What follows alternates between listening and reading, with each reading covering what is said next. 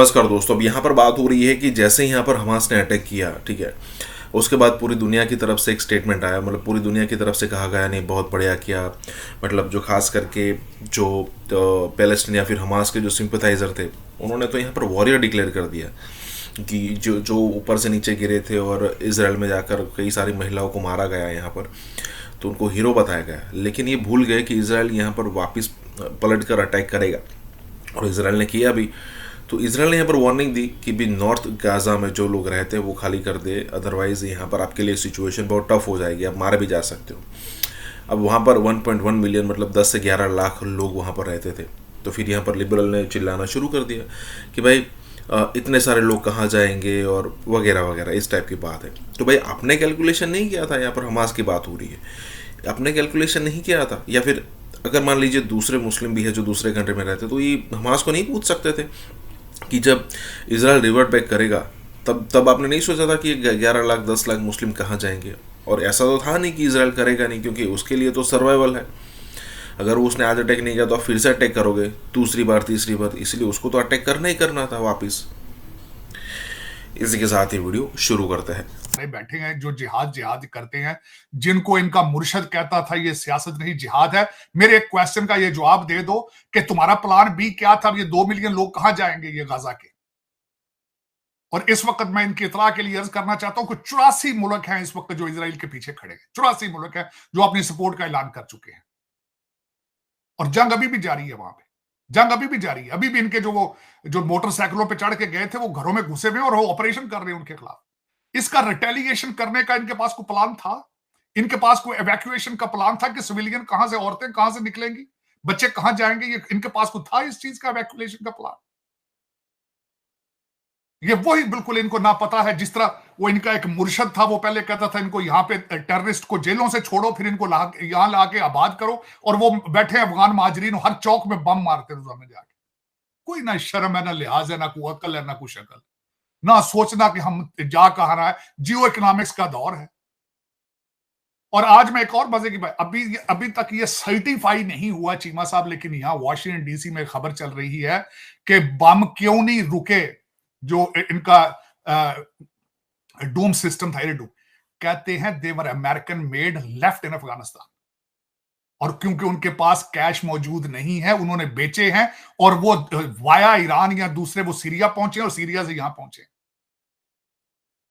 और उनका सिस्टम जो था वो अमेरिकन उसको बम्स को जो it was not prepared to attack, उसको कंफ्यूज था सिस्टम के इट्स अ फ्रेंडली थिंग आ रही। लेकिन उसमें मैं ये समझ ये रहा हूं बात कि आने 84 मुल्क एक साइड पे हैं, और सारे जो कंट्री है मैं जिनकी बात कर रहा हूं वो कांगो नहीं है, वो दुनिया की वर्ल्ड पावर है, जिनके पास टेक्नोलॉजी, जिनके पास पैसे हैं। और दूसरा, आज वॉशिंगटन डीसी में ये भी बात एक हो रही है कि either they are fighting the proxy of Iran, China and Russia. Ukraine को काउंटर करने के लिए उन्होंने इनको आगे किया।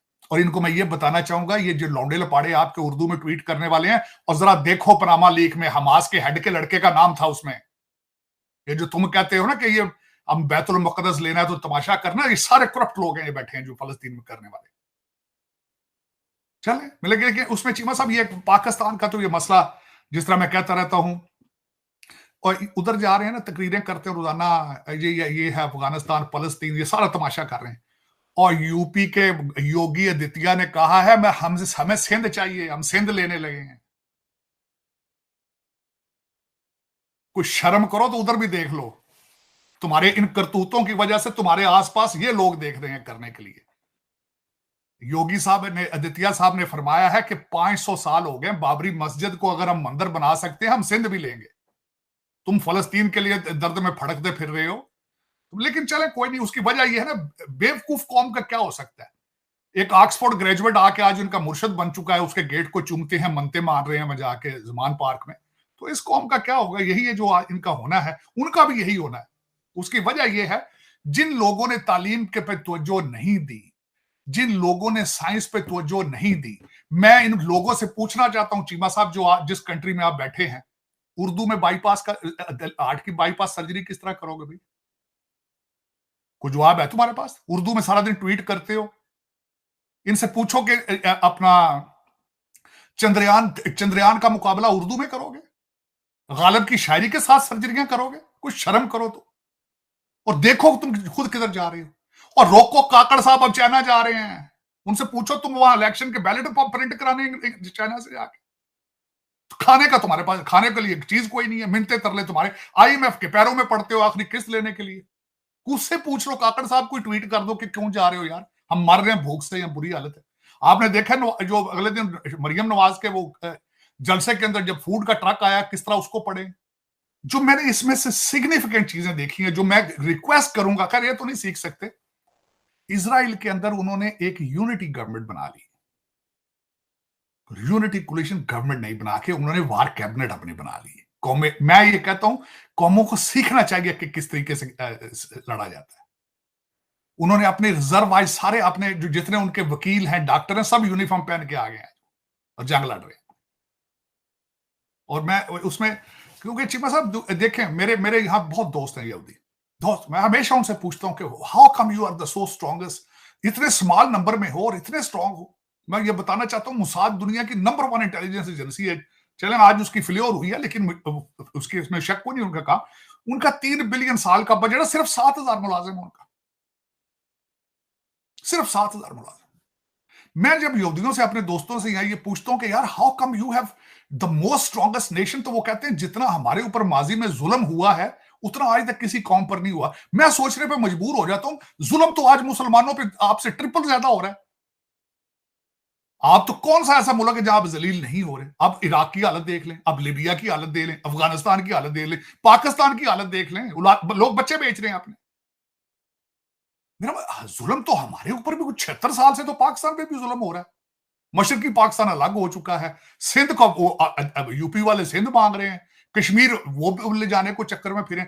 साई वारस हमारा कोई नहीं है। मेरा मसला था, हम पता नहीं किस दिन यू टर्न मारेंगे, कोई समझ से बाहर है।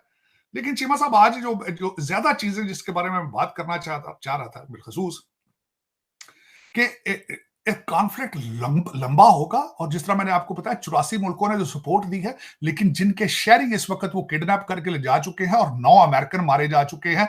2 शिप कैरियर आइजन हावर और जेरड फोर्ड वो जा चुके हैं उस रीजन के अंदर। और सबसे बड़ा जो इस वक्त आपका, मैंने पहले आपको अर्ज किया कि इस वक्त ये जो कॉन्फ्लिक्ट है, ये जो वॉर है, इसमें 2 ताकतें सामने सामने, 3 ताकतें आएंगी। एक तरफ से रशिया और चाइना सपोर्ट हमास को करेगा, पैसे देंगे, वो खाएंगे, अपना प्रॉपर्टियां बनाएंगे दोहा में। आपको पता, ये आपके बच्चों को बताना चाहता हूं कि हमास के जो हेड हैं वो रहते दोहा में, लग्जरी जगहों में रहते, लग्जरी गाड़ियों में वहां रहते हैं, उनका ऑफिस वहां पे मौजूद है। वो अपने लोगों के अंदर नहीं रहते, जहां बिजली भी नहीं होती, पानी भी नहीं होता।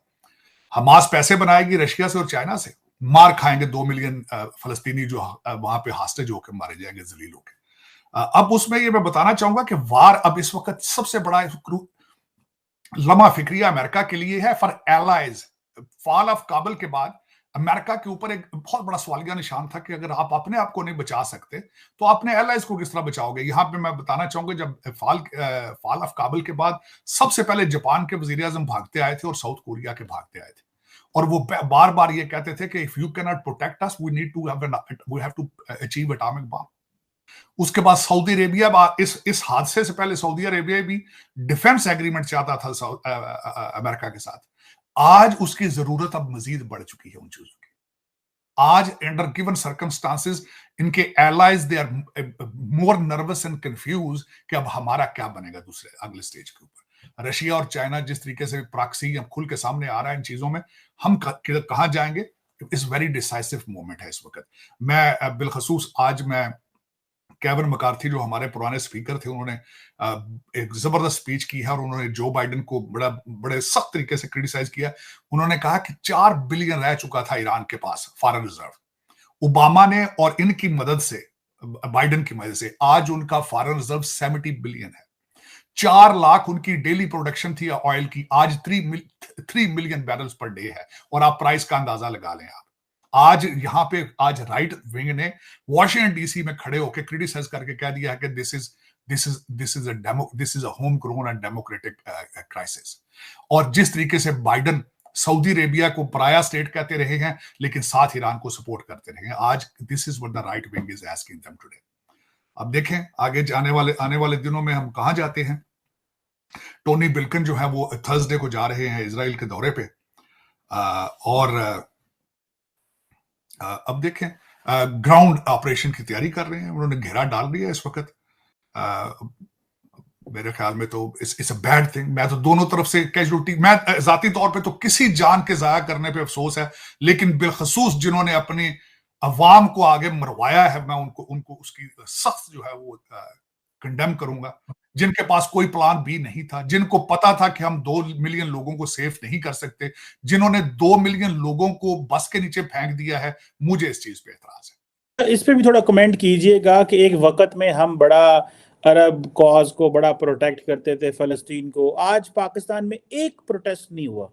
यानी कि इस वक्त मुसलमानों की पाकिस्तान में, आप न्यूयॉर्क की बात कर रहे हैं ना ताड़ साहब, ये पाकिस्तानी बड़े चैंपियन होते थे, जुम्मे का इंतजार करते हैं प्रोटेस्ट निकालने के लिए इस तरह के इशू पे। सो बीच में अब जुम्मा जो है वो तो मेरे ख्याल सुबह है कि पता नहीं कब है। सो इसका मतलब है अब अगर अगर जड़ा वेस्ट है उसने हफ्ते को कोई काम पाता है तो अगले जुम्मे से चारों प्रोटेस्ट करना पड़ेगा। तो डू यू बिलीव वो भी कार्रवाई क्योंकि मस्जिदां जो उन्होंने फिर देखो ना, खुतबा सही तो देते नहीं, उन्होंने फिर सियासी तकरीरें करते हैं मौलवी हमारे, और क्या उन्होंने करना। मजहब का तो मौलवियों को भी नहीं पता ना। आप किसी मस्जिद में जाकर, मैं चैलेंज करता हूँ, जाके चेक कर ले मौलवियों का इस्लाम के बारे में क्या नॉलेज है। सती सा नॉलेज होता है, उसको बताया जाता है ऊंची आवाज से, तू अहले हदीस नूं किवें प्रमोट करना है, तू भाबियां नूं किवें प्रमोट करना है, तू इजराइल नूं किवें ओहदे गीत गाने ने, तू अमरीका नूं किवें गालां कढणियां ते तू इंडिया नूं किवें गालां कढणियां। This is what the part of the training, अफसोस के साथ है।